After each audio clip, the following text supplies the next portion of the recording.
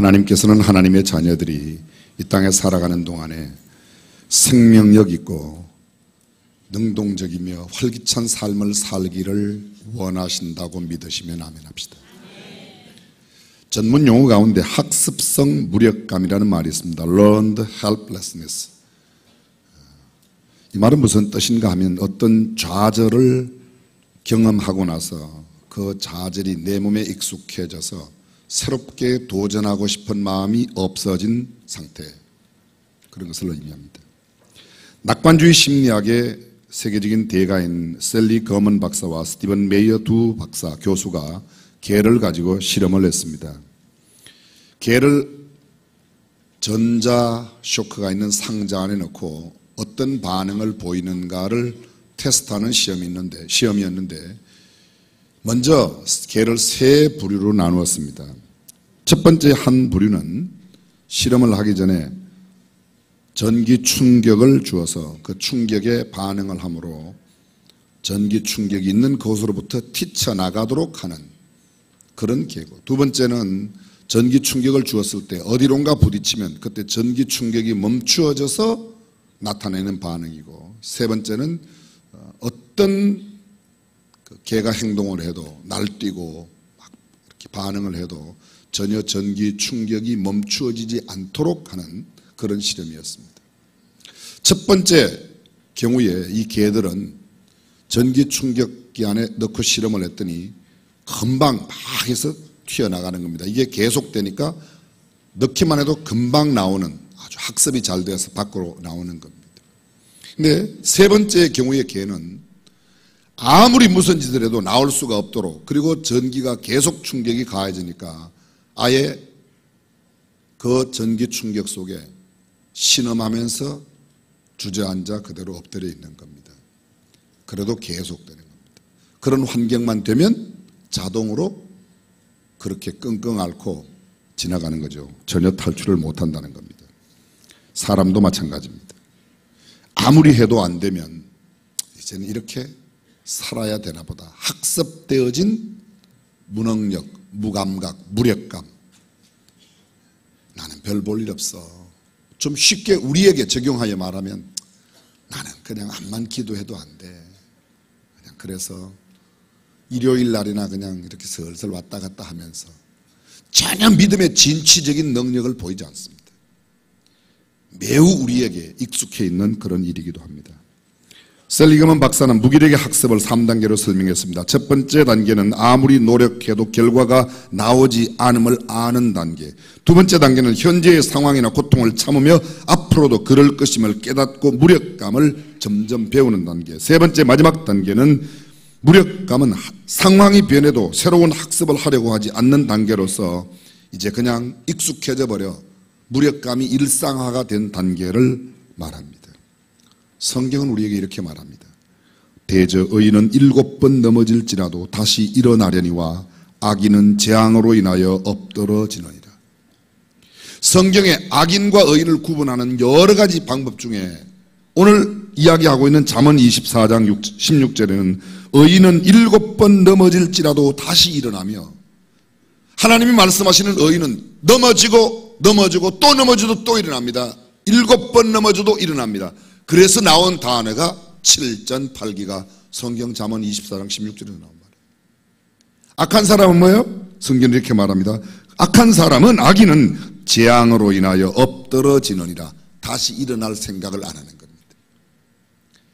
학습되어진 그 무력감 속에 학습되어진 그 무능한 삶을 그대로 유지하며 이렇게 살다 가겠다고 생각하는 사람, 성경은 말하기를 그 사람을 악한 사람이라고 말해요. 의로운 사람은 넘어져도 또 일어나고 또 도전하고 또 진취적으로 역동적으로 삶을 살려고 일어나는 사람, 그런 사람을 가르쳐 성경이 뭐라고요? 의로운 사람이라고 말합니다. 생명력 있는 신앙생활을 방해하는 것 중에 하나가 바로 영적인 무기력입니다. 영적 무기력을 내 안에 갖고 있는 사람들은 그냥 대충 살아갑니다. 예수 믿는 진정한 성경적 의미가 무엇인지 잘 모릅니다.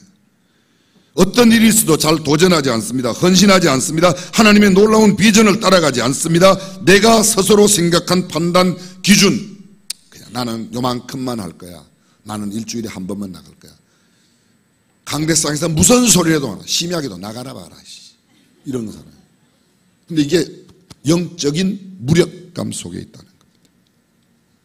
예수님은 이런 무기력에 빠진 삶에 생명을 불어넣어 주시기를 원하시는 줄로 믿습니다. 현대인들 가운데 그냥 시간을 죽이며 살아가는 사람 많이 있습니다. 소위 말합니다. 장기나 두지, 화투나 치지, 술이나 한잔 하지. 삶의 의욕이 없습니다. 시간을 낭비하며 지내는 사람들, 허송세월하며 빈둥거리며 살아가는 사람들, 삶의 의미를 찾지 못하고 그냥 그럭저럭 지나가는 인생, 시간만 되면 어떤 날 죽을 거라고 생각하며 살아가는 사람들, 이거 다 삶의 무력감, 영적 무력감 속에 살아가는 사람들의 보편적인 형태입니다. 성경은 우리에게 또 이렇게 말합니다. 세월을 아끼라, 때가 악하니라. NIV 영어 성경에 보면 Making the most of every opportunity because the days are evil. 세월이 악하다, 날들이 악하기 때문에 모든 기회를 최상으로 만들어가라. 킹 제임스 버전에는 redeem the time 이렇게 번역했어요. redeem, 구원한다는 겁니다. time, 시간을 구원하라. 시간을 그냥 흘러가게 내버려 두지 말고 시간을 유익하게 만들며 살아가라는 겁니다. 죽어있는 시간, 죽어가는 시간, 의미 없이 보내는 그 시간을 생명을 불어넣어 그 삶이, 그 시간에 우리가 살아가는 그 삶의 형태가 열정적으로 가치 있는 목표를 위하여 투자하고 진취적으로 미래지향적으로 창의적으로 살아가는 삶을 살라는 겁니다. 대부분 이런 영적인 또는 생활의 무력감을 다 한 번씩은 경험하고 또 어쩌면 그것이 익숙해져 있어서 무력감인 것조차 모르고 살아갑니다. 무력감의 원인이 무엇 때문입니까? 한마디로 말하면 삶의 분명한 목적, 다른 말로 말합니다. 사명감이 없고 내 인생에 뚜렷한 하나님께로부터 받은 비전이 없으면 무력감에 빠집니다. 구체적이고 명확한 삶의 목표를 가지고 있지 못한 사람, 비전이 없는 사람, 왕성하고 열정적이지 못한 사람입니다. 끊임없는 동기부여와 자기개발을 하고 무언가 열정적으로 삶을 살고 꿈이 분명하고 목적이 뚜렷하고 방향 감각이 정확하게 있는 사람들은 언제나 활기차고 생명력 넘치는 삶을 살아갑니다. 이런 사람 곁에 가면 나도 신납니다. 그런데 반대로 무기력한 사람 속에 내가 자꾸 올리면 나도 그런 사람으로 점점 나태하며 무기력한 사람이 됩니다. 바울은 이렇게 편지 속에 이야기합니다. 로마의 감옥에 갇혀있던 바울이 그 옛날 2차 전도 여행 때 세웠던 빌립보 교회에 편지하며 내가 이미 얻었다 함도 아니요 온전히 이루었다 함도 아니라 오직 내가 그리스도 예수께 잡힌 바 된 그것을 잡으려고 쫓아가노라. 형제들아, 나는 아직 내가 잡은 줄로 여기지 아니하고 오직 한 일, 즉 뒤에 있는 것은 잊어버리고 앞에 있는 것을 잡으려고 표대를 향하여 그리스도 예수 안에서 하나님이 위에서 부르신 부름의 상을 위하여 쫓아가노라. 바울이 지금 어디에 있다고요? 로마의 감옥에 있습니다. 감옥 밖에 살고 있는 빌립보 교회 성도들에게 이렇게 말합니다. 나는 그리스도 예수께 잡힌 바 된 그것을 잡으려고 쫓아가노라. 달려가고 있다고 말합니다. 형제들아, 나는 아직 내가 잡은 줄로 여기지 아니하고 오직 한 일, 즉 뒤에 있는 것은 잊어버리고, 과거에 얽매있지 않습니다.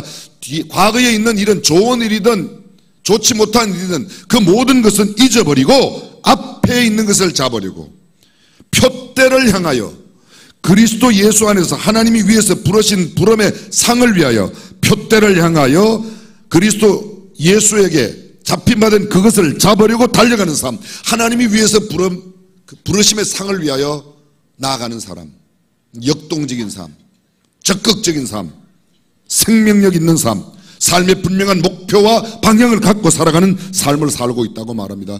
그는 감옥에 있습니다. 그런데도 그렇게 말합니다.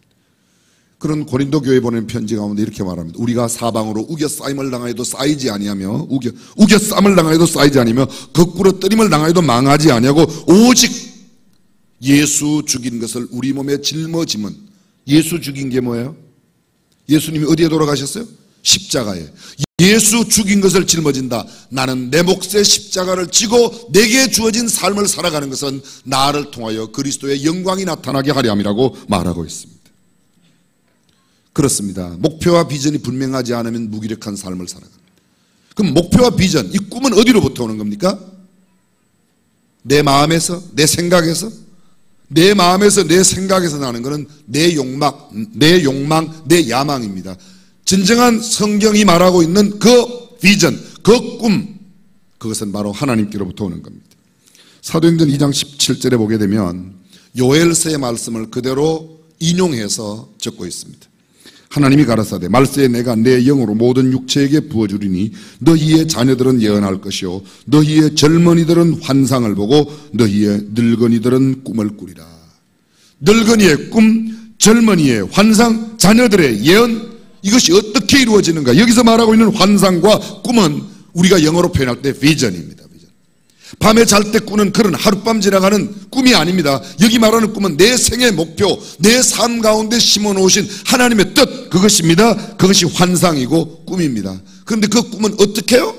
성령이 우리에게 임하실 때, 내가 말세의 남종과 여종의 성령을 물붓듯 부어주리니 너희 자녀들은 예언하고 젊은이는 환상을 보고 늙은이는 꿈은다. 성령이 오기 전에는 성령 없이 가지고 있는 것은 내 야망, 내 욕망입니다. 그러나 성령께서 내 안에 오심으로 그 성령으로 말미암는 꿈, 그것이 성경이 말하고 있는 것입니다.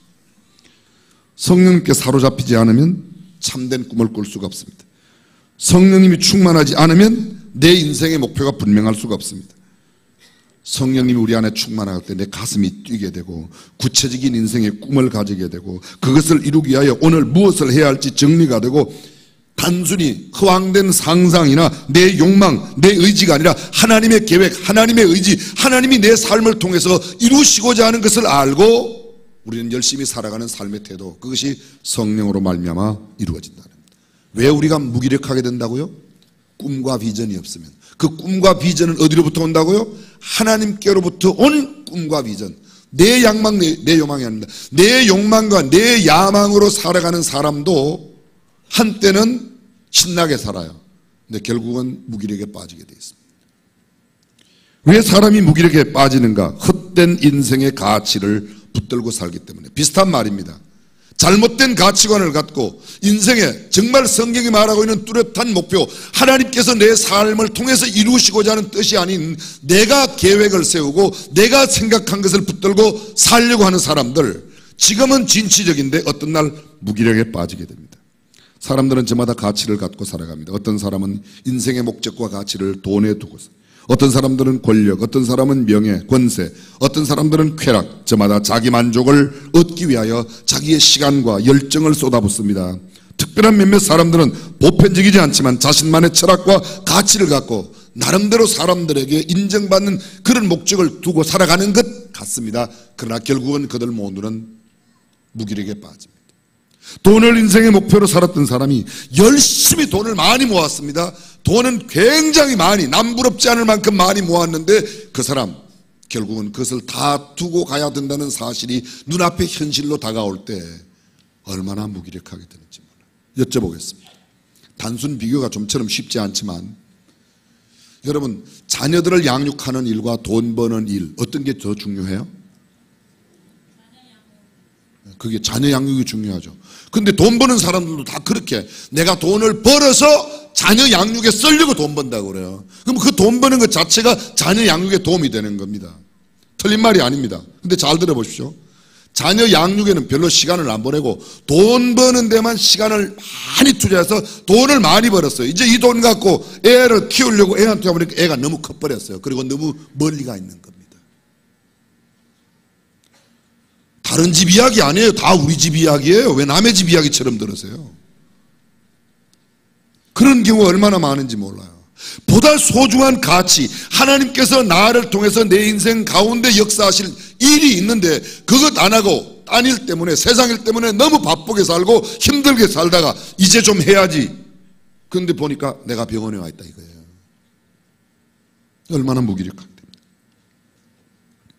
참된 가치와 인생의 목적을 분명하게 갖지 못하고 헛것, 잘못된 것, 그것 추구하다가 이렇게 된다는 겁니다. 그렇다면 참된 가치와 인생길은 어디서 찾을 수가 있는가? 내 인생의 방향은 어디서, 어떻게 얻을 수가 있는 것? 성경은 우리에게 이렇게 말합니다. 예수님을 만남이, 하나님을 만남이 내 인생의 참된 목적과 의미를 찾을 수 있는 것이라고 말하고 있습니다. 내 인생의 참된 가치와 내 인생의 참된 목적은 예수 그리스도를 만남으로 이루어지는 겁니다. 성경 전체 이야기가 무엇입니까? 여러분, 성경에 수많은 내용이 들어있지만 우리가 이렇게 표현할 수 있습니다. 성경에는 하나님을 만난 사람, 예수님을 만난 사람들의 이야기, 그 성경 안에 들어있는 거예요. 성경에 하나님을 만나지 못한 사람들이 어떻게 되고 하나님 안에서 인생의 의미를 깨달은 사람이 어떻게 살아가는가를 적고 있습니다. 예수 그리스도를 만남으로 헛된 것을 줬던 사람들이 많이 변화되었습니다. 사울을 기억하십니까? 다메섹 도상에서 그가 예수님을 만나고 그의 인생의 방향이 완전히 바뀌어졌습니다. 게네사렛 호수, 갈릴리 호수에서 물고기를 잡던 그 시몬이 예수님을 만남으로 인생의 방향이 완전히 바뀌어졌습니다. 이른바 생각이 변화되었습니다. 가치와 기준이 달라졌습니다. 인생의 목표가 변화되었습니다. 참된 인생의 목적과 사명, 비전과 꿈을 발견하게 되고 그것을 위하여 살았습니다. 그 바울 때문에 유럽이 바뀌었습니다. 세상이 바뀌었습니다. 전 세계를 변화시키는 놀라운 역사가 그 바울 한 사람 까닭에 이루어졌습니다. 그의 일생은 온통 생명력으로 가득 찼습니다. 수많은 위험과 역경을 만났습니다. 동족의 위험, 이방인의 위험, 유태인의 위험, 수많은 위험들이 있었습니다. 먹지 못하고 자지 못하며 줄이며 감옥에 드나들기를 반복도 했습니다. 퇴장으로 맞고 채찍으로 맞고 수없는 매를 맞았지만 그의 삶은 단 한 번도 좌절되지 않았습니다. 그의 삶의 인생의 목표가 뚜렷이 생겼기 때문입니다. 수가성 우물가의 여인을 기억하십니까? 그가 예수님을 만나고 완전히 바뀌었어요. 다른 사람들이 물길 내려오는 시간에 오지도 못했던 그가 그 대낮에 물길 내려왔다 예수님을 만나고 난 뒤에 얼마나 놀라운 변화가 일어났는지 성경의 기록도 요한복음 4장 이렇게 그가 물동이를 버려두고 그 살던 마을에 들어가서 온 동네 사람들에게 내가 메시아를 만났다, 와서 봐라, 내가 행한 모든 일을 나에게 먼저 고한 그가 메시아다, 메시아를 만났다고. 저는 성경에는 그렇게 기록 안 됐지만 아마 이 여인이요 물동이 버리는 정도가 아니고 어쩌면 웃돌이 벗어갖고 저고리 막 흔들면서 막 나 좀 봐요, 나 좀 봐요, 나 좀 봐요. 내가 만난 그분이 메시아고 그분이 그리스도라고 막 외쳤을 것 같아요. 우리는 예수님 만나도 그렇게 별로 안 나대죠? 좀 나댈 필요가 있어요. 내가 예수님 만나고 났더니 내 삶에 이런 일이 일어났다. 내가 예수님, 아멘. 삭개오 예수님 만나고 사실은 예수님 구경하러 뽕나무 위에 올라갔는데 예수님은 오셔서 삭개오야 속히 내려오너라. 삭개오가 급히 내려와 예수님을 자기 집에 봅니다. 예수님께서 하신 말씀에 삭개오야 속히 내려오너라. 내가 오늘 너의 집에 유하여야 하겠다. 내가 오늘 너네 집에 들어가야만 하겠어. 가서 머물러야만 된다는 겁니다. 영어 성경에 I have to stay at your home. 내가 너네 집에 have to stay. 머물러야만 한다. 들어가야만 한다. 삭개오 그날 변화되었습니다. 주님, 내 소유의 절반을 팔아 가난한 자들에게 주겠습니다. 남의 것을 토색하고 불의하고 후려낸 것 내가 4배로 갚겠습니다. 예수님을 만나고 완전히 바뀌어졌습니다. 그전에는 어떻게 하면 많이 거두어드리고 로마가 요구하는 만큼만 내고 내가 혼자 잘 사는 것, 그것이 삭개오의 삶이었습니다. 예수님 만나고 변화되었습니다. 니고데모가 은밀하게 밤에 예수님을 찾아와서 말했던 그 니고데모, 마지막 예수님 십자가에 달려 돌아가신 뒤에 그를 장례하게 하여 향품을 준비했습니다. 여리고의 길목에 앉아있던 맹인이 예수님을 만나 눈을 뜨고 그의 인생의 삶이 완전히 바뀌어 예수님을 좇는 제자가 되었습니다. 나인성 과부의 죽었던 그 아들을 살려줌으로 그의 삶이 완전히 바뀌었습니다. 밭에서 일하던 아모스가 하나님을 만나고 그의 삶을 정리하여 선지자의 삶을 살게 되었습니다. 베데스다 목가에서 38년 동안 한 번도 일어나보지 못한 채 물이 동함을 기다리던 그 사람이 예수님을 만나고 그의 삶에 놀라운 변화가 일어났습니다. 12회를 혈류증으로 하라 모든 사람들이 모이는 것에 전혀 갈 수 없고 자기의 모든 소유를 다 팔아서 허비하였지만 나은 것이 없는 형편없는 그 여인이 주님을 만나서 새롭게 고침을 얻었습니다. 백부장의 종이 이 짧은 시간에 나열할 수 없는 수많은 사람들이 예수 그리스도를 만나고 삶에 놀라운 변화가 일어났습니다. 그 예수님을 만난 여러분과 저도 오늘 우리의 삶 속에 놀라운 변화, 삶의 뚜렷한 목적을 갖고 살아야 될 줄로 믿습니다. 오늘 성경 보면 마태는 지금 세관에 앉아 있습니다. 그는 부자였습니다. 안락한 삶을 살았을 겁니다. 권력을 가지고 있었습니다. 그의 뒤에는 세상을 지배하는 로마가 그의 백업을 되었습니다. 요사이 말로 말하면 그는 갑 중에 슈퍼갑이었습니다. 그러나 그는 행복하지 않았습니다. 그를 두려워하는 사람은 많았지만 그를 좋아하는 사람은 없었습니다. 간혹 그를 만나고 싶은 사람은 어떻게 하면 세금을 덜 낼까 하는 정도의 자기 이기적인 욕망을 갖고 만나는 사람은 있지만 인격적으로 그와 통하고 그를 존경하는 마음으로 만나는 사람은 그의 주변에 없었습니다. 그것이 그의 인생이었습니다. 그런데 그러한 그가 예수님이 와 그를 만나 주심으로 그가 마태복음을 기록하는 주님의 제자로 변화된 겁니다. 주님은 그에게 말씀하십니다. 나를 따라오너라. 그는 갖춘 것, 가진 것은 많이 있었지만 무기력한 삶을 살고 있다가 참된 삶의 가치를 발견하게 됩니다. 예수 그리스도를 만남으로. 수천 년이 지나갔지만 우리는 그 마태를 지금도 기억하고 있습니다. 여러분, 삭개오를 누가 기억합니까? 유태인들도 삭개오 잘 몰라요. 2000년 전에 여러분 가운데 혹시 삭시 계세요? 삭시? 삭시? 삭시하고 나하고 상관도 없어요. 근데 2000년 전에 여리고에 있었던 세리장, 세무서장 삭개오하고 나하고 아무도 상관없는데 우리는 지금도 삭개오, 어릴 때부터 삭개오 설교를 수없이 듣고 수없이 했습니다. 무슨 상관이 있게? 한 가지밖에 없어요. 그 사람 예수님 만나서 옛날의 삭개오가 아닌 새로운 삭개오로 살았기 때문에 우리도 예수님 만난 후 예수님 만난 삶을 통해서 우리 주변의 사람들에게 거룩한 도전을 주는 저와 여러분이 되어야 할 줄로 믿습니다. 갈릴리 호수에서 그저 그물 던져 고기나 잡아 팔던 베드로와 안드레, 야고보와 요한, 그런데 그들이 예수님을 만나 지금 우리가 기억하는 인물이 되었습니다. 만약 그들이 예수님을 만나지 못했다면 그들 그냥 업으로 그렇게 살다가 죽고 아무도 그를 기억하지 않았을 겁니다. 근데 그 어부를 우리는 지금 2000년이 지나서도 베드로가 어떻고 야고보, 요한이 어떻다고 지금 이야기하고 있는 겁니다. 여러분, 어부가 본래 하는 일이 뭐죠? 그렇죠. 고기 잡는 일.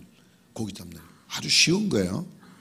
고기 잡는 일. 고기를 잡는다는 말을 다른 말로 말하면 물속에 살아있는 고기를 잡아다가 파는 거예요. 근데 예수님은 이렇게 말해요. 나를 따라오너라. 내가 너로 사람 낚는 어부가. 어제도 어부고 오늘도 어부예요. 근데 어제 어부는 산 고기 잡아다가 파는 겁니다. 오늘 어부는 죽은 영혼 살려내는 어부입니다. 이것이 예수님을 만나고 난 그의 변화입니다. 그 시몬, 밤이 맞도록 고기를 잡아도 한 마리도 잡지 못했던 허전한 아침에 예수님께 자기의 배를 조금 빌려드리고 자기의 삶 속에 자기의 인생 가운데 예수님을 맞이하고 모셔드리면서 변화가 일어났습니다. 누가복음 5장 11절에 그는 이렇게 말합니다. 그 많은 고기 잡힌 것 다 버려두고 모든 것을 버려두고 예수를 좇으리라. 모든 것 가운데 뭐를 버렸어요? 배도 버렸어요. 그날 잡힌 고기도 버렸어요. 고기 잡던 그물도 버렸어요. 다른 성경에는 그 부모도 버리고 예수님을 쫓아갔습니다. 그의 인생의 삶의 목표와 목적이 뚜렷하게 생겼기 때문입니다. 성경은 길과 진리와 생명이 되시는 예수님을 만나야 한다고 말합니다. 그분이 부활의 주님입니다. 어떤 절망 속에 있는 사람도 그를 만나면 소망의 빛을 갖게 됩니다. 예수님을 만난 사람 인생의 참된 가치와 목적을 갖게 되고 비전을 발견하게 됩니다. 그의 삶이 변화됩니다. 그의 인생의 목적이 완전히 변화되어 이전과는 전혀 다른 삶을 살아가게 됩니다. 예수 믿고 나서도 예전의 삶을 그대로, 예전에 원하던 것 그대로 원한다면 예수 믿는 게 아니에요. 착각하고 있는 거예요. 예수님 말씀하십니다. 나를 따라오너라. 내가 너희로 사람 낚는 어부가 되게 하리라. 무리와 제자들을 불러 이르시되 아무든지 나를 따라오려거든 자기를 부인하고 자기 십자가를 지고 나를 좇을 것이니라. 창세기 12장에 아브라함의 소명입니다. 여호와께서 아브라함에게 이르시되 너는 너의 본토 친척 아비집을 떠나 내가 네게 지시할 땅으로 가라. 아브라함을 하나님이 갈대아 우르에서 불러내십니다. 이 부르심에 대한 아브라함의 응답이 뭡니까? 히브리서 11장 8절 믿음으로 아브라함은 부르심을 받았을 때 순종하여 장래 기업으로 받을 땅에 나갈 때 갈 바를 알지 못하고 하나님의 부르심을 받았을 때 갈 바를 알지 못했지만 그대로 나갔습니다. 창세기 12장 4절은 이렇게 말합니다. 아브라함이 여호와의 말씀을 쫓아갔고 롯도 그와 함께 갔다. 아브라함이 여호와의 말씀을 쫓아갔다. 하나님을 만나고 나서 그는 하나님의 말씀대로 살아가는 삶을 살았습니다. 바울은 다시 고백합니다.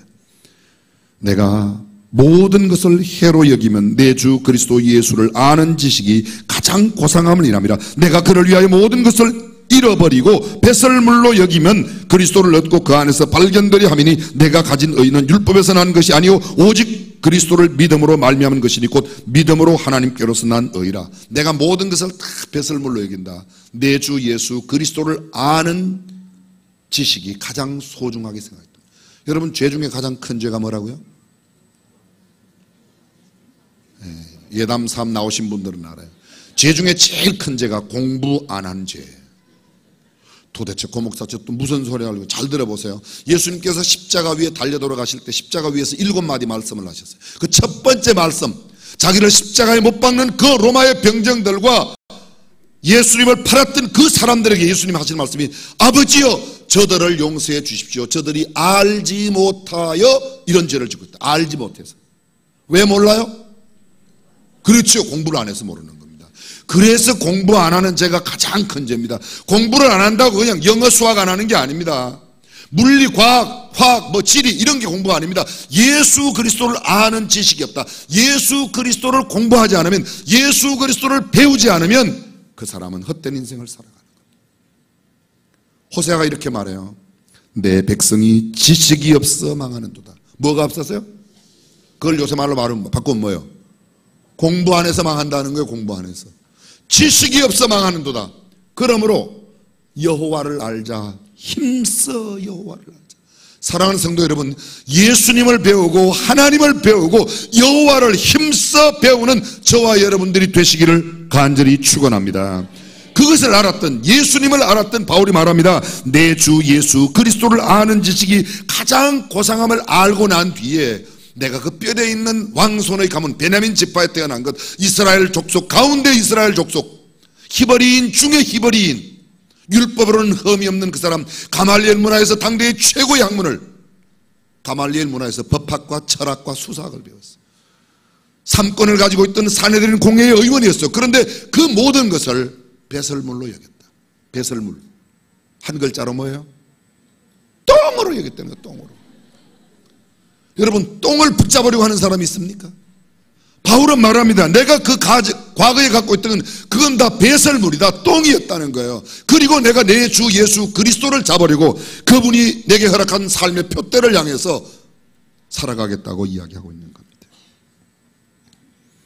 사랑하는 성도 여러분, 저와 여러분들이 이 땅의 것을 위하여 아니라 영원한 것을 위해 살아가는 참된 신실한 성경적인 그리스도인으로 살아가시기를 간절히 축원합니다. 베드로후서 1장 3절에 그리스도께서 신적 권능으로 우리에게 생명과 경건에 이르게 하는 모든 것을 주셨습니다. 그것은 우리가 자기의 영광과 덕으로서 우리를 불러주신 분을 알았기 때문입니다. 그분은 그 영광과 덕으로 귀중하고 아주 위대한 약속들을 우리에게 주셨습니다. 그것은 이 약속들로 말미암아 여러분이 세상에서 정욕 때문에 부패하는 사람이 아니라 신적 성품에 참여하는 사람이 되게 하시려는 것입니다. 예수 믿는 사람들의 가장 아름다운 모습은 없는가 하면 신적 성품, 다시 말하면 예수 그리스도의 성품을 갖고 살아가는 거예요.